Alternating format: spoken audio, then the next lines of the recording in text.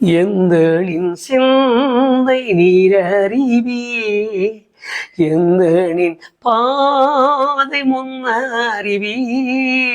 எந்தனின் சிந்தை நீரறிவீர், எந்தனின் பாதை முன்னறிவீர். நல்ல பாதை நடந்திட நாதனே என்னை நான் அர்ப்பணித்தேன். நல்ல பாதை நடந்திட நாதனே என்னை நான் அர்ப்பணித்தேன்.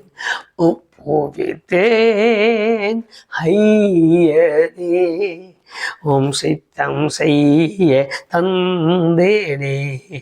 முற்றிலுமாய் அர்ப்பணித்தேன், ஏற்றுக்கொள்ளும் இயேசுவே. முற்றிலுமாய் அர்ப்பணித்தேன், ஏற்றுக்கொள்ளும் இயேசுவே.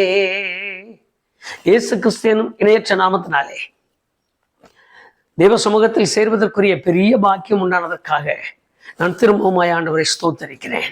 என்னோடு கூட இன்றைக்கு வேத காரியங்களை உற்று பார்க்கும்படியாக அப்போஸ்தலனாகிய பவுலையும் சீலாவையும் நம்முடைய நினைவிற்கு கொண்டு வருவோம்.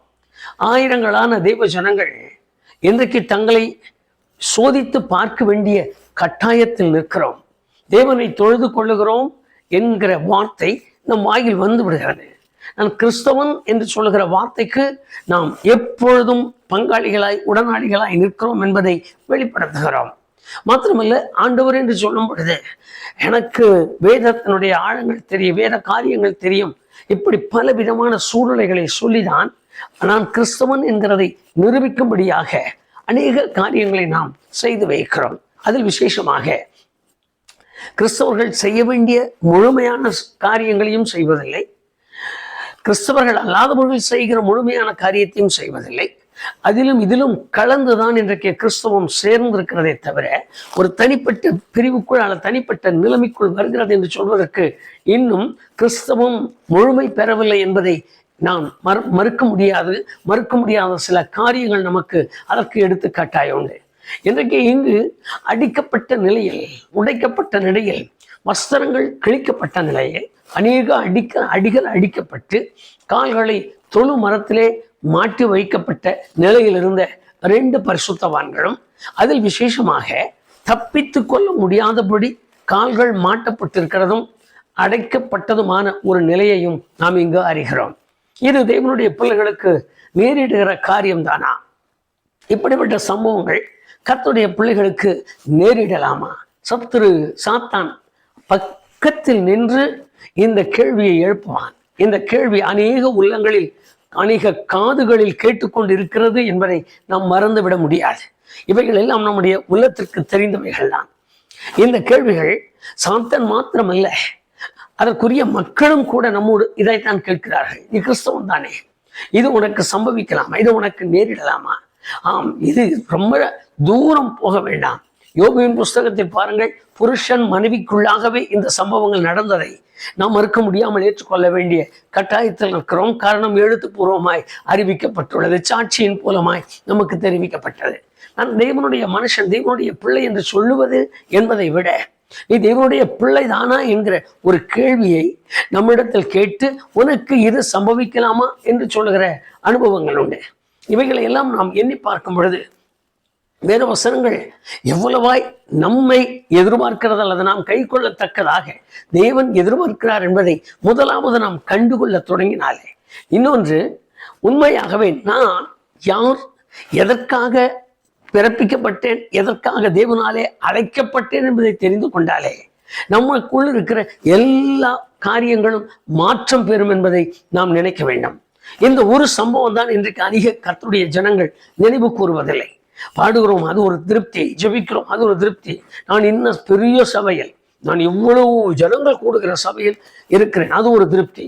நான் இப்படி ஆண்டவருக்காக கொடுக்கிறேன், அது ஒரு திருப்தி.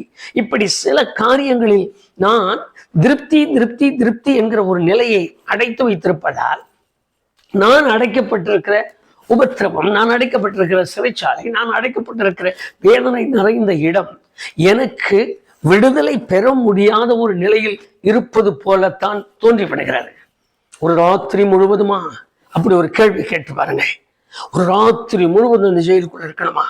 நாளைக்கு நீ எந்த நேரத்துக்கு வந்து அந்த மனுஷனை நியாயம் விசாரித்து மறுபடியும் எங்கே அனுப்ப போறாரா?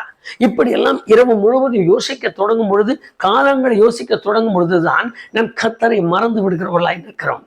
அவரை நாம் மறந்து விடுகிற ஒரு அனுபவத்தினுடைய ஆழமே நம்முடைய உபத்திரவம், நம்முடைய சங்கடங்கள். இந்த சங்கடத்தையும் உபத்திரவத்தையும் ஒரு நிமிஷம் நாம் சிந்திக்க தொடங்கும் பொழுது இவைகள் அற்பமானவைகள் என்பதை நாம் அறிய முடியும். அப்போஸ்தலனாகிய பவுலுடைய வாழ்க்கையில் நடந்த அனுபவங்களை எண்ணி பாருங்க. தேவன் சந்தித்தார், ஆண்டவர் அவரோடு பேசினார், அவரை எழுந்து ஒரு வீட்டுக்கு போக சொன்னார்.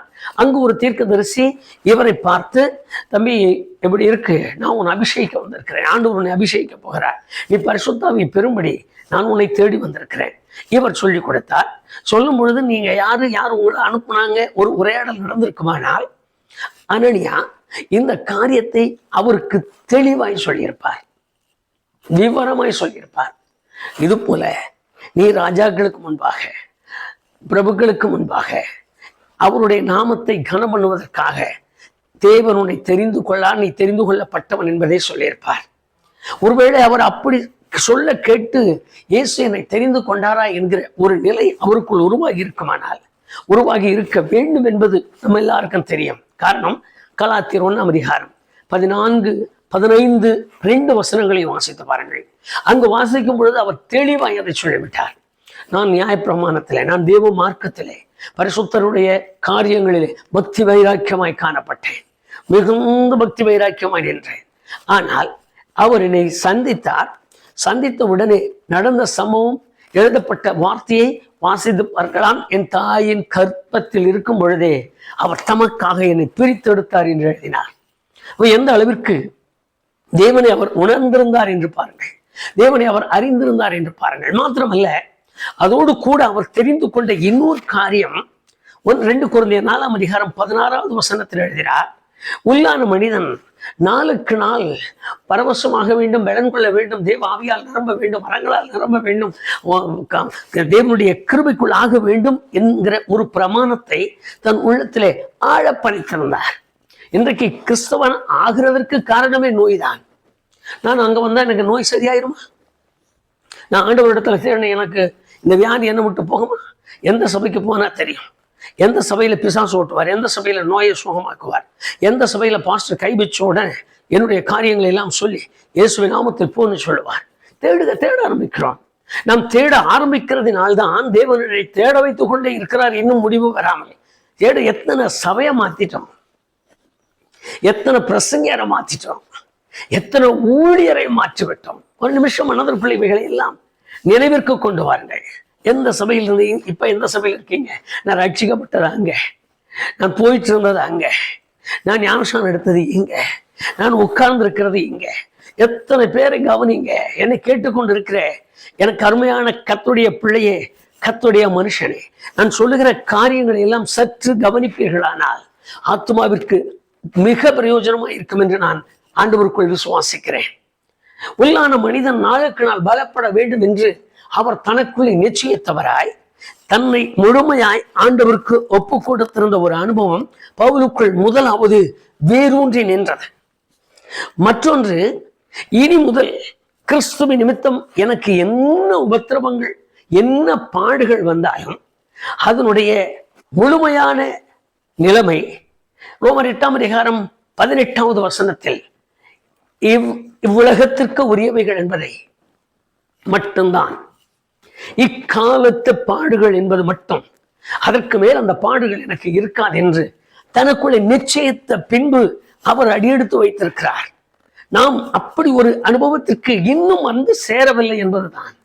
உபத்திரவம் வந்த உடனே எங்க அடுத்தடுத்து படிச்ச ஆட்கள் எங்க, இவரை விட அவருக்கு, அவரை விட இவருக்கு, அடுத்து எங்க போகலாம், எங்க மருத்துவமனை தேடலாம், எந்த இடத்த ஓடலாம், எங்க போய் அடைக்கலாம் தேடலாம், எங்க இடத்த பார்க்கலாம், எங்க தங்குறதுக்கு இடம் பார்க்கலாம், எங்க உட்கார்றதுக்கு இடம் பார்க்கலாம், எந்த பெட்டு நல்லதா இருக்கும், எந்த ஆஸ்பத்திரியில ரொம்ப வசதியா இருக்கும், தேட தொடங்குகிறோம். தேவன் அப்போஸ்தலனாகிய பவுல் கடி எடுத்து வைக்கும் பொழுதே என்ன நடந்தாலும் அதிக காலத்து பாடு என்று தனக்குள்ளே தீர்மானித்திருந்தார். மூன்றாவதாக அவர் இந்த நான் மேல் இருக்கிற சம்பவத்தை சொல்லுவதற்கு முன்பு அவருக்குள் இருந்த தீர்மானத்தின் தன்மை இருந்திருக்க வேண்டும் என்பதுதான். மூன்றாவதாக அப்படியே வாசியுங்கள் 2 கொரிந்தியர் 4:17 இந்த பாடுகள் அதி சீக்கிரத்தில் என்னை விட்டு நீங்கும் என்கிற ஒரு ஆழ்ந்த விசுவாசத்தின் உச்சத்திற்கு போய்விட்டார் பவுல்.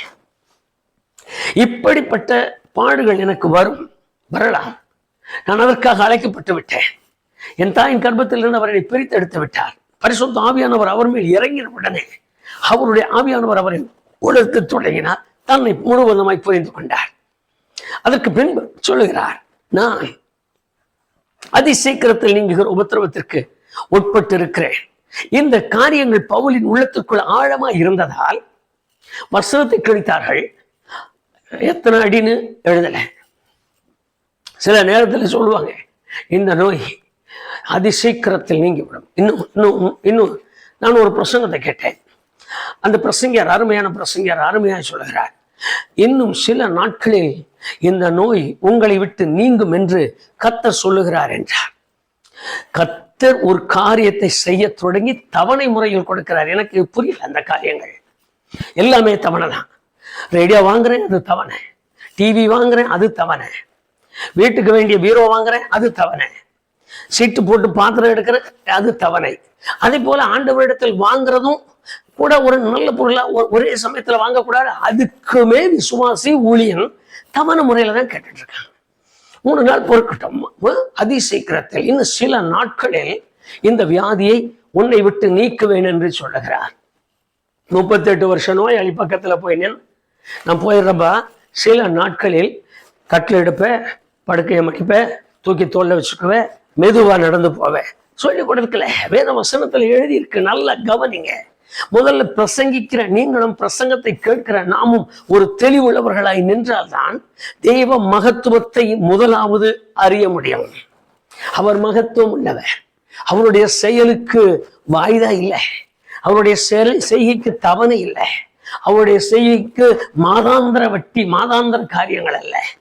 இது எல்லா நாள் கிருபை நிறைந்தவர்கள். பவுல் தனக்குள்ளே கிருபை நிறைந்த இந்த அனுபவங்களை ஆழமாய் பறித்து ரட்சிக்கப்பட்ட மாத்திரத்தில் இனி எனக்கு உபத்திரவங்கள் நேரிடலாம், அதிக காலத்து பாடுகளாயிருக்கும், அதற்கு மேல் அதை என்னை தொடராது, அது அதி சீக்கிரத்தில் நீங்கும் லேசான உபத்திரவமாயிருக்கும், நான் அதற்கு பயப்பட வேண்டியதில்லை. இவைகளுடைய மூல கருத்து என்னுடைய உள்ளான மனிதனில் நான் பலப்படுவதற்காக தேவன் எனக்கு இவைகளை அனுமதிப்பாரானால் நான் அவைகளை மன மகிழ்ச்சியாக ஏற்றுக்கொள்கிறேன் என்று சொல்லுகிறேன். அனுபவங்கள் எத்தனை கர்த்தருடைய பிள்ளைகளுக்கு வேண்டும். இன்றைக்கு உபத்திரவப்படுத்துகிறார். சட்டை கழிச்சு போட்டாங்க, மேல இருந்த துணியெல்லாம் கழிச்சு அடிச்சுட்டாங்க. அநேக அடி, ஒரு அடி 2 அடியில அநேக அடி அடிக்கப்பட்டார்கள். ஒண்ணு மேல ஒண்ணு எனக்கு வந்துட்டே இருக்குன்னு சில கர்த்தருடைய ஜனங்கள் சொல்லுவார்கள். உண்மைதான். அடுத்து போனால் அடுத்து வந்துட்டு தான் இருக்கும். காரணம் என்னவென்றால், நான் நம்பி ஆராதிக்கிற தேவன் என்னை அடைத்து வைக்கும்படி உத்தரவிட்டார், என்னை பிடித்து நிறுத்தும்படி உத்தரவிட்டார், என்னை கட்டு வைக்கும்படி உத்தரவிட்டிருக்கிறார். எதற்காக என்றால், நான் கட்டப்பட்டிருக்கிற இந்த கட்டு எனக்கு உபத்திரவமாக, எனக்கு நெருக்கமாக அல்ல, நான் நம்பி ஆராதிக்கிறவருக்காக. ஆமேன். ஏன் நான் ஊழியக்காரர்களுக்கு தைரியமாய் சொல்லுகிறேன். கர்த்தருடைய வேதத்தை கையில் எடுத்து இந்த ஊழியத்திற்காக மற்றவர்களை பார்த்து அவர்களுக்காக பிரசங்கிக்கிற கர்த்தருடைய ஊழியரை பார்த்து சொல்லுகிறேன். நெருக்கப்பட உண்மை, உபத்திரவங்கள் உண்மை, சங்கடங்கள் உண்மை, வேதனைகள் உண்மை, எல்லாம் சூழ்ந்து கொள்வது உண்மை, அடிக்கப்படுவது உண்மை. எதற்காக என்றால், ஒரு காரியத்தை கவனிங்க. கேட்டுக்கு முன்னால ஒரு ஆள் நின்றுட்டு இருக்காரு, காவலாளி. இந்த காவலாளியின் குடும்பம் என்ன ஆண்டவருக்கு தேவை. கொலை செய்யப்படுவதற்கும் கொன்று விடுவதற்கும் அவன் தன்னைத்தானே குத்திக் கொள்வதற்கும் அல்ல, அவன் ரட்சிக்கப்பட வேண்டிய கட்டாயத்தில் இந்த நிலை இருப்பதால் அவன் ரட்சிக்கப்படுவதற்காக ஒருவேளை கர்த்தருடைய ஊழியம் நொறுக்கப்படலாம். கர்த்தருடைய வேலையை செய்ய வேண்டும் என்று தீர்மானித்திருக்கிறவன் பசியோடு இருக்கலாம். கர்த்தருடைய வேலையை செய்ய தீர்மானித்திருக்கிறவன் சஞ்சலப்படலாம். கர்த்தருடைய வேலையை செய்ய தீர்மானித்திருக்கிறவன் ஒன்றும் இல்லாமல் எல்லாம் கிழிக்கப்பட்டவனாய் நிற்கலாம். கர்த்தருடைய வேலையை செய்ய துணிந்திருக்கிற கர்த்தருடைய மனுஷன் ஒரே ஒரு ராத்திரியிலே எல்லா சூழ்நிலைகளையும் மறந்து ஐயோ என்றால் இருக்கிற துக்கம் நிறைந்த வேதனைக்கு வரலாம். கர்த்தருடைய ஊழியம் அழைக்கப்பட்டிருக்கலாம் திறக்கப்படாத கதவுக்குள். ஆனால் பயப்பட வேண்டாம். வேதத்தை கொஞ்சம் ஆழமாய் கவனிங்கள். யாரும் திறக்க வேண்டாம். அவராகவே திறந்து வாசலை நமக்கு காண்பிக்கிறதற்கு ஆயத்தமுள்ளவராயிருக்கிறார். நம்முடைய காரியங்கள் தான் சரி. நம்ம இப்ப பவுலுக்கு வருவோம். இந்த பவுல் தனக்கு நேரிட்டு இருக்கிற இந்த உபத்திரவத்தை அநேக அடிகள் எண்ணிக்கை இல்லாததா இருக்கு. அது நமக்கு நல்ல பாடமா இருக்கட்டும். இந்த அடிகளை வாங்கின பவுல் ஒன்று சட்டையெல்லாம் கிழிஞ்சிருக்கு, எந்த மாதிரி தரையில படுத்துறாங்கன்னு தெரியல. இந்த சமயத்தில் கால்களும் மேல இருக்கு, கால்களுடைய வலி அது அனுபவங்கள் தெரியாது, கொஞ்சம் நேரம் நீட்டி படுக்க முடியாது. அதுவும் மேல தூக்கி மாட்டி வச்சுட்டா இந்த முழங்கால் ரெண்டும் என்ன பாடுபட்டு இருக்கோம். அது இல்லாம இந்த இடுப்புக்குள்ள இருக்கிற வழிகள் அப்படியே கொஞ்சம் மனதுக்குள்ள நீங்களாக சிந்தியுங்கள். சிந்திக்கிறது மாத்திரமல்ல, இத்தனை வேதனைகளையும் சரீரத்திலே அனுபவித்துக் கொண்டிருக்கிறார். எங்கெங்கு இரத்த காயம், எங்கெங்கு வெட்டுக்காயம், எங்கெங்கு ஊமை காயங்கள்னு சொல்றது போல காயங்கள் தெரியல. எத்தனை காயங்களில் எறும்பு, எத்தனை காயங்களில் மண் ஒட்டி கொண்டிருக்கிறது, தூசி ஒட்டி கொண்டிருக்கிறது. இந்த உபாதைகளை எல்லாம் பவுல் மறந்து இந்த உபத்திரவங்களின் நடுவில் ஆறுதல் கொடுக்கிறவரை மாத்திரம் பார்த்திருக்கிறார்கள். ரெண்டு பேரும். என்னை கேட்டுக்கொண்டிருக்கிற அன்பு சகோதர சகோதரி, இந்த அனுபவங்கள் நம்முடைய வாழ்க்கையில் உண்டான் பாருங்க. டாக்டர் என்ன சொன்னார் அதை மட்டும் பார்ப்போம். புஸ்தகம் என்ன சொல்றது, அதுவும் இப்ப ஏதாவது ஒரு நோய்னா இந்த நோயின் வரவு எங்க, செலவு எங்க, இந்த நோய்க்கு எவ்வளவு எப்படிப்பட்ட தன்மை என்ன, இந்த நோயின் குணம் என்ன, எந்த இடத்தை எதை பாதிக்கும், எல்லாமே நமக்கு வீட்டில் இருந்துகிட்டே படிச்சுக்கிற அளவிற்கு இன்றைக்கு விஞ்ஞானங்கள் வளர்ந்து விட்டது. சிலர் அதை மட்டும் எடுத்து புரட்டி பார்த்த உடனே அதற்கு அடுத்த பரிகாரம் எங்க, அதற்கு அடுத்த சூழ்நிலை எங்க, என் நோயின் தன்மை, என் நோயின் கொடுமை என்ன, இதை மட்டுமே கவனிக்கிறார்கள். ஆனால் இவைகளின் நடுவிலே தன்னோடு இருக்கிற ஆறுதல் நிறைந்த ஒருவரை கவனிக்க தவறி விடுகிறோம். ஆகவேதான் உபத்திரவம் பெரிதாய் தெரிகிறது. உபத்திரவத்திலிருந்து விடுவிக்கிறவர் நம் பார்வைக்கு பெரியவராய் தெரிவதில்லை. செங்கடல் மாத்திரம் அவ்வளவு பெரிதாய் தெரிகிறது. ஆனால் செங்கடலை பிரிக்க முடியும் அல்லது பிரிக்கிறவர் என் கண்ணுக்கு தெரியல. யோர்தான் அவ்வளவு பெரிய நதியாய் தெரிகிறது. யோர்தான் கால்பட்ட மாத்திரத்தில் விலக்க வல்லமை உள்ளவர் என் பார்வைக்கு வரல, என் நினைவிற்கு வரல, என் இருதயத்தில் வரல. அப்போஸ்தலனாகிய பவுலும் சீலாவும் தன்னை விடுவிக்கிறவரை மாத்திரம் கவனிக்கிறார்கள். தன் கட்டப்பட்ட கட்டுகளை கவனிக்காமல், தன் மாட்டி வைக்கப்பட்டிருக்கிற கால்களை கவனிக்காமல், தன் சரீரத்தில் உண்டாயிருக்கிற ரண வேதனைகளை கவனிக்காமல், இவைகளிலிருந்து தங்களை ஆறுதல் படுத்தி காப்பாற்றி தங்களை முழுமையாக்க முடியும் என்கிற ஒருவரை பார்த்தார்கள். இரண்டாவதாக 25வது வசனத்தில் வாசித்து பாருங்கள். அப்போஸ்தலர் 16:25 நேர்த்தியான வேத வசனம். வெளியே ஜனங்களும் இருக்கிறார்கள். வெளியே இருக்கிற ஆட்கள் யார் என்று தெரியாது. அது அப்படி ஜனங்களை எழுதல, வெளியே இருந்தவர்கள் எழுதியிருக்கு. இராணுவத்திற்குரியவர்கள், அரசாங்கத்துக்குரியவர்கள், அல்லது இவர்களை காக்கிற காவலாளிகள், இவர்களுக்கு யாராகிலும் எப்படி இருக்கிறார்களோ. பவுலும் சீலாவும் துதித்து பாடினார்கள் என்று எழுதியிருக்கிறது. வெட்கப்படாமல். கர்த்தருக்கு ஸ்தோத்திரம். நம்முடைய ஆழமான காரியங்களை கொஞ்சம் தோண்டி எடுங்கள். நான் எந்த அளவுக்கு கிறிஸ்துவை நேசிக்கிறேன், நான் எந்த அளவுக்கு ஆண்டவரோடு நெருங்கி பழகிறேன், நான் எந்த அளவுக்கு விசுவாசத்தை உறுதியாக்குகிறேன், அதை மட்டும் இப்பொழுது யோசியுங்கள். அதை யோசிக்கத்தான் இன்றைக்கு இந்த வேத வசனங்களோடு கூட நாம் நிற்கிறோம். யோசித்து பாருங்கள். சாப்பாட்டுக்கு உட்கார்ந்துருவோம், வீட்டுக்குள்ள வேணா ஜெபம் பண்ணலாம், கடையில உட்கார்ந்து நம்ம கண்ணை மூடுறதுக்கு முடியாது. அந்த மாதிரி பழக்கத்துக்கு இன்னும் நம்ம வரல. ஏதாவது ஒரு பொருளை கையில் எடுத்தோமா அதை ஜெபம் பண்ணின பின்பு சாப்பிடலாம், செய்யலாங்கிற அந்த பழக்கத்துக்கு கூட இன்னும் நம்ம வரல. அந்த பழக்கமே இன்றைக்கு அநேக கிறிஸ்தவர்களின் நடுவில் இல்லை. அந்த பழக்கம் இருந்திருந்தால் போதை கிறிஸ்தவர்கள் இருக்க மாட்டார்கள். அந்த பழக்கம் இருந்திருந்தால் மதுபான பிரியர்களாக கர்த்தருடைய பிள்ளைகள் இருக்க மாட்டார்கள். இந்த பழக்கம் இருந்திருந்தால் வீட்டுக்குள்ள மதுபானம் அருந்திட்டு தேவாலயத்திற்கு போய் போதையோடு பந்தியில் உட்கார ஆட்கள் குறைந்திருப்பார்கள். இந்த பழக்கம் இல்லை. காரணம் அதையெல்லாம் வச்சு ஜெபம் பண்ண முடியாது. ஜெபிக்கிற பழக்கம் இருந்திருந்தால் இதை எப்படா ஜெபிக்கிறதுன்னு விட்டுருப்பாங்க. நல்ல கவனிங்க, வேத வசனத்தை மறுபடியும் வாசித்து பாருங்கள். வெளியே இருக்கிற ஜனங்கள் இருக்கிறார்கள், நம்ம பார்த்தா என்ன சொல்லுவாங்க? இத்தனை அடி அடிச்சு கூட இவனுக்கு புத்தி வரல, இவ்வளவு சங்கடப்படுத்தி கூட இவனுக்கு 2 பேத்துக்கும் உணர்த்தி இல்லையே, இப்படியே பேசியிருப்பாங்க. இவங்க 2 பேருக்கு எந்த உணர்வும் இல்லையா, இவங்களுக்கு இதுதான வெக்கங்கட்ட கிறிஸ்தவர்களா இருக்காங்களே, அப்படி சொல்லியிருப்பாங்க. ஆனால் இவங்க அதை நினைக்கவே இல்லை. கைத்தட்டி துதித்து பாடத் தொடங்கினார்கள். இவர்கள் பாடத் தொடங்கும் பொழுதுதான் தேவ பிரசன்னத்தை அனுபவிக்க நேர்ந்தார்கள். பவுலுடைய எண்ணங்கள் அப்படியே பாருங்கள். முழுவதும் வெட்கத்தை இழந்த ஒரு கிறிஸ்தவராய் மாறினார். இன்றைக்கு அநேகர் அபிஷேகம் பெற வேண்டும் என்கிற ஒரு நிலையை உணர்ந்து கூட எங்கு போய் துதிக்கலாம், பாடலாம், பரிசுத்தாவின் அபிஷேகம் பெற்றுக்கொள்ளலாம் என்பதற்கு கூட வெட்கம். என்ன சிலர் இருக்கணும், நம்ம பாஸ்டர் தனியா கூப்பிட்டு வீட்டுக்கு வாங்க ஜெபம் நின்று போங்கன்னு சொல்லுவாங்க. அதுக்குன்னு சில ஊழியர்கள் இருக்கும். குறை சொல்லலை, யாரும் குறையா இல்லை, என்ன வேண்டாம், நம்ம மாற்றிக்கொள்ளவும் நம்மை ஆராய்ந்து பார்க்கவும் தான் நான் இன்றைக்கு எவ்வளவு காரியங்களையும் நம்ம இடத்துல தேவன் நமக்கு எழுதி வைத்திருக்கிறார்.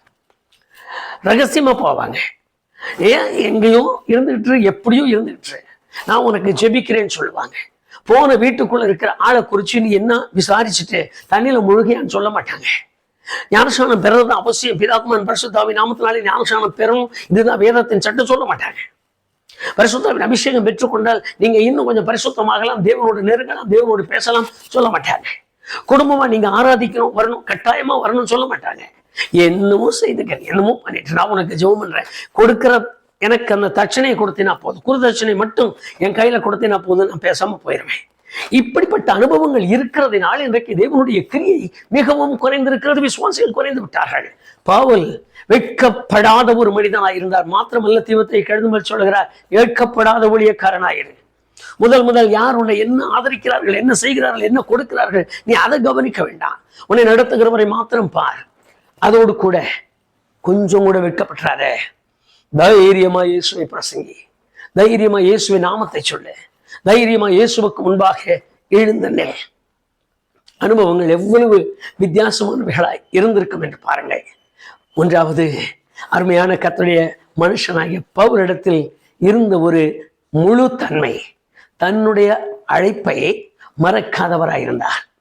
அழைப்பு என்னவென்றால், அப்படியே கவனிங்க, உள்ள உட்கார்ந்துருக்க, பாட்டு போடுறாங்க, சிறைச்சாலை கதவுகள் எல்லாம் திறக்கிறது, அஸ்திபாரம் அசைகிறது, இது சிறைச்சாலை திறக்கிறது.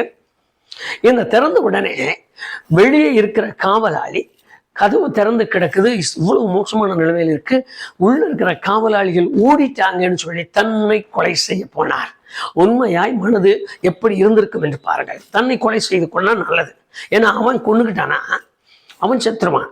இவங்க 2 பேரும் எப்படியாவது வெளியே போறதுக்கு முயற்சி எடுக்கலாம். இப்ப அவன் இருந்தா தானே நமக்கு தடை, அதை யோசிக்கல. எடுத்த எடுப்புக்கு அவர் சொல்றார், எப்பா உனக்கு கெடுதி ஒண்ணு செஞ்சிடாத, நாங்க இங்கதான் இருக்கோம், நாங்க ஓடல, நாங்க இங்கதான் இருக்கோம். பவுலினுடைய முழு எண்ணம், பவுலினுடைய முழு நோக்கம், அந்த மனுஷனை இந்த வல்லமையை உணர்ந்தானால் போதுமே, அந்த மனுஷனுக்கு இந்த கிருபை கிடைக்காதா, அந்த மனுஷனுக்கு ஒரு ரட்சிப்பு உண்டாகாதா? இயேசு சிந்திய ரத்தத்தின் மேன்மையை இந்த காவலாளி பெறமாட்டானா? இந்த காவலாளின் குடும்பம் பெறாதா? சுற்றி இருக்கிறவன் பெறமாட்டானா? உள்ளத்திற்குள் இருந்த ஆழமான ரட்சிப்பு ஊழியத்தின் உணர்வு, இயேசுவின் ரத்தத்தின் மேலுள்ள பாசம், இயேசுவின் பாடுகள் மேலுள்ள பாசம், என் ஆண்டவருக்கு மகிமை உண்டாகட்டும். என்னை கேட்டுக்கொண்டிருக்கிற என் அன்பு சகோதர சகோதரி, கர்த்தருடைய மனுஷனானாலும் ஊழியரானாலும் கர்த்தருடைய பிள்ளையானாலும் சரி, உன் அழைப்பு முதலாவது எனக்கு தெரியாவிட்டால், என்னை ஏன் அழைத்தார், என்னை ஏன் இந்த நடுவிலே உட்கார வைத்தார், என்னை ஏன் இந்த இடத்திலே குடி வைத்தார், என்னை ஏன் இது போல நடத்தி கொண்டு போகிறார், என்னை ஏன் வெளியில் உள்ள இருந்து வெளியே கொண்டு வந்தார், என்னை ஏன் வெளியில் இருந்து உள்ளே கொண்டு போனார், நான் அழைக்கப்பட்டதின் நோக்கத்தை நான் முதலாவது தெரிந்து கொண்டால் போதும், தேவன் தமது வல்லமை உள்ள கரத்தினாலே அழைத்த அழைப்பை நிறைவேற்றி விடுவார்.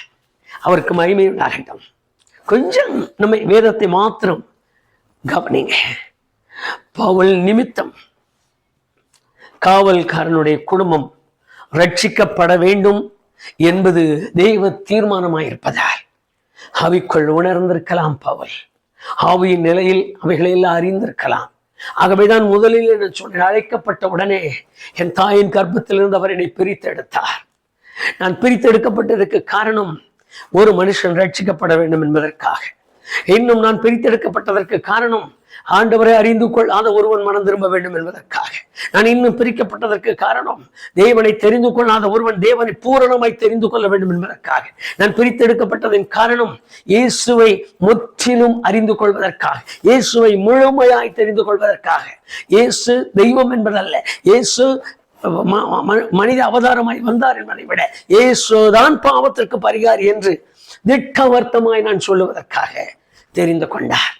இன்னைக்கு நம்முடைய ஊழியத்தின் தன்மை, நம்முடைய காரியங்களை எல்லாம் ஒற்று கவனித்து பாருங்கள். எந்த இடத்தில் நிற்கிறோம், நம்முடைய அனுபவங்கள் சாட்சியின் அனுபவங்களாய் மாறுமானால் தேவனுடைய அழைப்பு, ஒருவேளை கர்த்தருடைய மனுஷனே, கர்த்தருடைய மனுஷியே, நான் சொல்லுகிற ஒரு கடைசியான ஆலோசனை, ஒருவேளை அநேக அடி அடிக்கப்பட்டு வஸ்திரங்கள் கழிந்தவராய் உபத்திரவத்தோடு கூட அடைக்கப்பட்டிருப்பீரானால், அந்த உபத்திரவம் எந்த விதத்தில் உங்களை அடைத்து வைத்திருக்கிறது என்று பார்த்து உபத்திரவத்திற்காக அழ வேண்டாம், உபத்திரவத்திற்காக புலம்ப வேண்டாம், உபத்திரவத்திற்காக கண்ணீர் வடிக்க வேண்டாம். மற்றவர்களை விட நான் என்ன பாவம் செய்து விட்டேன் என்று உபத்திரவத்தை எண்ணி தேவனை நொந்து கொள்ள வேண்டாம். ஒன்று செய்யுங்கள், யார் இது நிமித்தம் எனக்கு சாட்சி உண்டாக அல்லது மற்றவர்கள் மனம் திரும்புவதற்காக இவைகள் இருக்குமானால் என் உபத்திரவத்தை பார்க்கவில்லை ஆண்டவரே, இந்த உபத்திரவத்திலிருந்து விடுவிக்கிற உம்மை பார்க்கிறேன், நான் உம்மை மட்டும் பார்க்கிறேன். நீர் உம்முடைய தயவுள்ள சித்தத்தை என்னில் விளங்க பண்ணும், என்னில் விளங்க பண்ணும். ரோமர் 8ஆம் அதிகாரத்தில் அப்போஸ்தலனாகிய பவுல் எழுதும் பொழுது சொன்ன வார்த்தையை மனதிற்குள்ளே கொண்டு வாருங்கள். நாம் கர்த்தருடைய சமூகத்தில் கையில் ஒப்பு கொடுக்கலாம். தேவனிடத்தில் அன்பு கூறுகிறவர்களுக்கு சகலமும் நன்மைக்கு ஏதுவானதான். அப்படியானால் எனக்கு நேர்ந்து கொண்டிருக்கிறவைகள் எல்லாம் எனக்கு சோதனையாக, வேதனையாக அல்ல. அவரிடத்தில் அன்பு கூறுகிற எனக்கு அவைகள் எல்லாம் கிருபை நிறைந்ததாய் மாறும்படி அர்ப்பணிக்கலாமா? கண்களை மூடுவோம். நல்ல ஆண்டவரே, இந்த வேலைக்காக நாங்கள் நமக்கு நன்றி சொல்கிறோம். சற்று நேரம் நாங்கள் வேத வசனங்களை கவனித்தோம். உமது ஊழியத்தை செய்த, உமது நாமத்தின் மகிமைக்கென்று வாழ்ந்த 2 பரிசுத்தவான்களையும் வஸ்திரங்கள் கிழிக்கப்பட்டவர்களாய், அநேக அடிகள் அடிக்கப்பட்டவர்களாய், கால்கள் எல்லாம் கட்டப்பட்டவர்களாய், வெளியே வர முடியாதபடி அடைக்கப்பட்ட ஒரு நிலைமையை நாங்கள் உணர்ந்தோம். இந்த அடைக்கப்பட்ட நிலைமையை போல அநேக ஊழியர்கள், அநேக கர்த்தருடைய ஜனங்கள், அநேக விசுவாசிகள் இன்றைக்கு வரைக்கும் அப்படிப்பட்ட ஒரு நிலையிலே இருக்கிறதை எங்களுடைய அனுபவங்களிலும் நாங்கள் அறிந்திருக்கிறோம். அதோடு சொல்ல கேட்டிருக்கிறோம். வேண்டுதல், ஜெப வேண்டுதல் கொடுக்கும் பொழுது அவர்கள் சொல்லுகிற வார்த்தைகளின் நிமித்தமாக இவைகளையெல்லாம் நாங்கள் அறிந்திருக்கிறோம். இன்றைக்கு நாங்கள் உமது முகத்தை நோக்கி கெஞ்சி பார்க்கிறோம். உபத்திரவத்தை ஒருவரும் பெரிதா எண்ணாமல் உபத்திரவத்திலிருந்து விடுதலை ஆக்குகிற உம்மை மாத்திரம் பார்க்கிற ஒரு தருவீராக. அதோடு மாத்திரமல்ல, அடைக்க வைக்கப்பட்டிருக்கிற காலங்கள் எவ்வளவு நாள் என்று சொல்லுவதற்கில்லையே என்று அங்கலாக்காதபடி ஒரு விடிவு அவர்களுக்கு அருகில் இருக்கிறது என்பதை அவர்கள் அறியும்படி செய்வீராக. ஆமே, நெருக்கப்பட்டோம், அடிக்கப்பட்டோம், உடைக்கப்பட்டோம், இதுதான் எங்களுக்கு உண்டானது என்று எண்ணுவதற்கு முன்னதாக, விடியற் காலை வருவதற்கு முன்னதாகவே அவர்களுடைய விடுதலை அவர்களுக்கு உண்டாகட்டும், அவருடைய நன்மை அவர்களுக்கு உண்டாகட்டும். அவர்கள் மேல் வைத்திருக்கிற அன்பு நிமித்தம், ஆண்டவரே அவர்களை அழைத்திருக்கிற அழைப்பின் நிமித்தம் அற்புதத்தை அவர்களுக்கு காண்படி செய்தரணும். இந்த அதிசயம் அவர்கள் உள்ளங்களை ஆட்கொள்ளட்டும். இன்றைக்கு முதலாய் யாரெல்லாம் அடைக்கப்பட்ட, உபத்திரவப்படுகிற, நெருக்கப்படுகிற உணர்வு, நெருக்கப்படுகிற உபத்திரவத்தோடு வாழ்கிறோம் என்று தங்கள் உள்ளத்தில் எண்ணினாலும், பவுலை போல தங்கள் அழைக்கப்பட்ட அழைப்பை உணர்ந்து தங்கள் விசுவாசத்தை விட்டு வெளியேறாதபடிக்கு தங்களை இந்த விசுவாசத்திலே நிலையாய் நிற்க அவர்களோடு நீர் பேசும், அவர்களை நீர் காத்துக்கொள்ளும். உமது நாம மகிமைப்படும்படியாக உம்முடைய வல்லமையை நீர் விளங்க பண்ணுவீராக. இந்த அதிசயம் உடைய பிள்ளைகளுக்கு நிரந்தரமாய் காணப்படட்டும். விடுதலை நிரந்தரமாகட்டும், அற்புதங்கள் நிரந்தரமாகட்டும், மகிமை நிரந்தரமாய் மாறட்டும். ஆசீர்வதிக்கவே ஆசீர்வதியும். இயேசு கிறிஸ்து என்னும் மகிமையின் நாமத்தினாலே தாழ்மையாய் ஜெபிக்கிறோம் பிதாவே. ஆமென், ஆமென். பவுலையும் சீலாவையும் வெளியே கொண்டு வந்து தமது நாமத்தின் மகிமையை என்னதென்று விளங்க செய்தவர்களை ஆசீர்வதித்த சர்வ பூமிக்கும் ஆண்டவராகிய கர்த்தர் உங்களையும் உங்கள் நெருக்கத்திலும், உபத்திரவத்திலும், சோதனையிலும், எல்லா விதமான கஷ்டத்திலிருந்து விடுவித்து காப்பாராக, நடத்துவாராக. ஆமென்.